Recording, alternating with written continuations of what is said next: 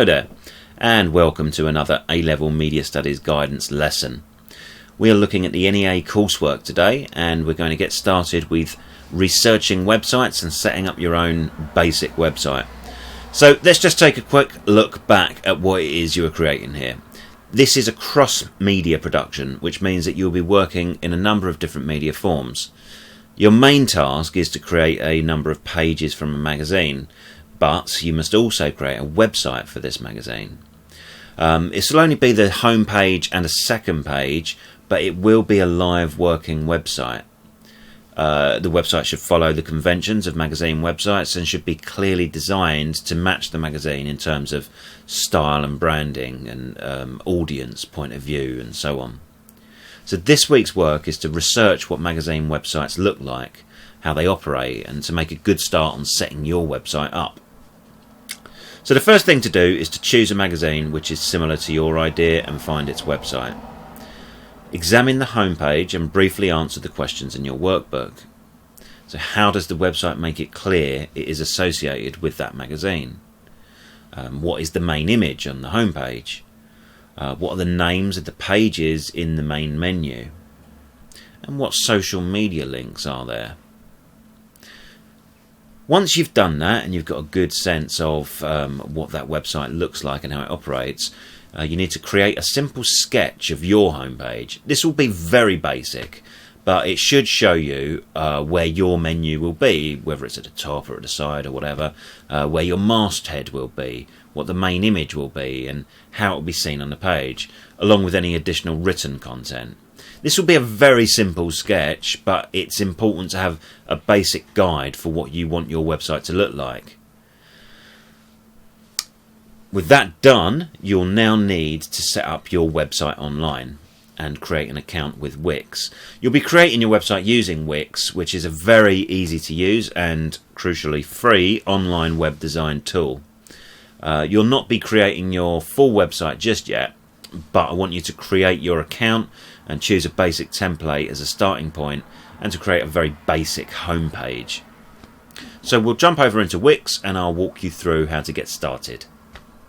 Okay, so once you have found the Wix website, you will come to a screen something like this.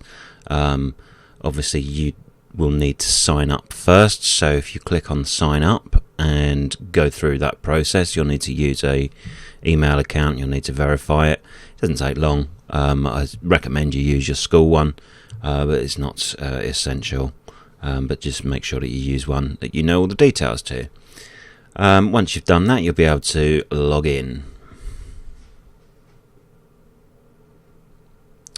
Okay, so I've logged in and you can see that I've got my sites here, but you won't have those, and we want to create a new site. So obviously we go to the create new site button and hit that,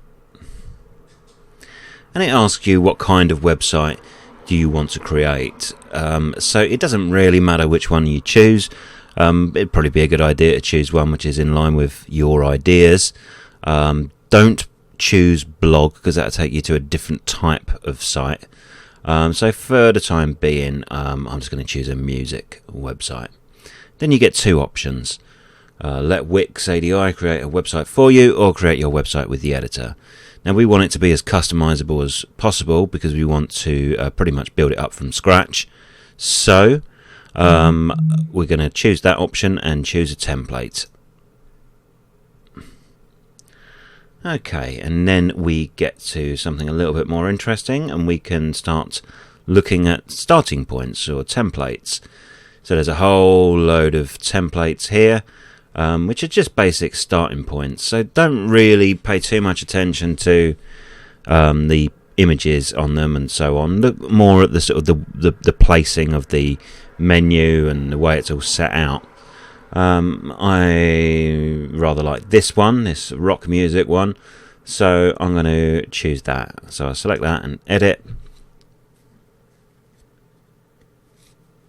and it'll take a moment just to load that onto my profile and get me up and running, and here we go. And this is the basic website editor. So we've got our home page and we've got all the different elements to it, and we've got our toolbar here.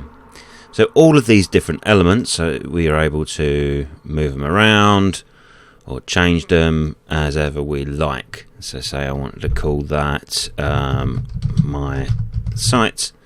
There we go. It's using exactly the same font and everything as it had before, but I've just changed it. We could maybe make that smaller. We could get rid of it entirely just by pressing delete. Or maybe I want to get it back by undoing Control Z. We've got our social media links up here and our main menu here. It's a horizontal menu. And we've got a sort of nice, sort of subdued, dark background image. But you can change any aspect of that you like by clicking on it or by choosing these. Here you can change your pages. That's our site menu, and we can maybe change the name of those. We're not going to worry too much about that sort of thing right now. For the time being, I just want to get you up and running with Wix and make sure that you've got a website sort of framework already in place. Say you wanted to add something, however, you could click the Add tab, and then you've got loads of options here. Obviously, text will be a important one, but there's also images and then various other functions. Video will become useful a little later on when we need to add your AV clip, but we'll come to that in due course. For the time being, let's just imagine I'm happy with the way it is at the moment. So I would go up to, well, let's save it first. Okay, choose a domain to save your site. So if I just choose the free wix.com domain, which will be something which it creates for you, it really doesn't matter what you call it. So let's just save and continue. Okay, with the website saved, then we can go to publish and we can make it live. You don't have to do that straight away, but it really doesn't matter. If you do, you're not going to get people visiting it. There's enough on the internet with people without people looking for incomplete student websites. So hit publish, and then you can view sites. And this address here is your URL, and you'll need to send that to me because I will need a record of that for assessment purposes. So you can copy and paste that and send that in via email to me or your teacher. And once you've done that, you can either go back to the website editor and make some more changes. I really recommend playing around with it and seeing what you can do. But that's all you need to do for the time being. So I'll leave you with that, and I'll see you next week.